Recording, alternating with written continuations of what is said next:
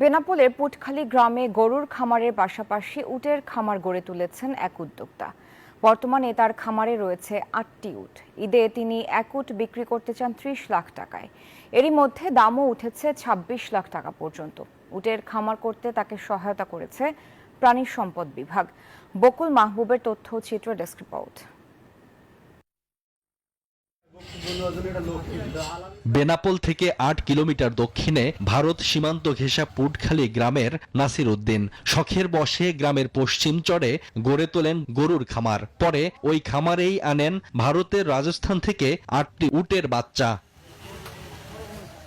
এসব উটকে প্রাকৃতিক খাবার খাইয়ে লালন পালন করে বড় করে তোলেন। এসব উটকে বিভিন্ন ধরনের ঘাস সহ গাছের ডালপালা ভুসি খাওয়ানো হয়। নাসিরের উটের খামার দেখে অভিভূত স্থানীয়রা।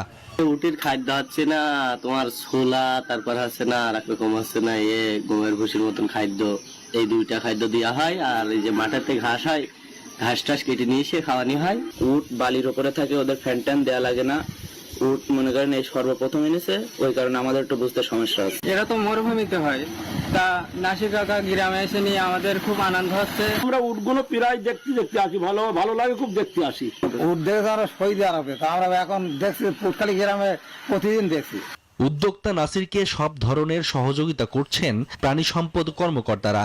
কুরবানির জন্য আমাদের শাসা উপজেলা পর্যন্ত 14,226টি পশু প্রস্তুত আছে। এর মধ্যে গরু, ছাগল, হাঁস সহ ভেড়া সহ উটও আছে এবং আমাদের পুটখালীতে একজন খামারি একটি উট নিয়ে এসেছেন। সেজন্য এই বিষয়টি আমি শুনেছি। নাসিরের খামারের ৮টি উটের মধ্যে একটি বিক্রি হয়েছে ২৬ লাখ টাকায়। Shoaib Shamim, desk report, news 24।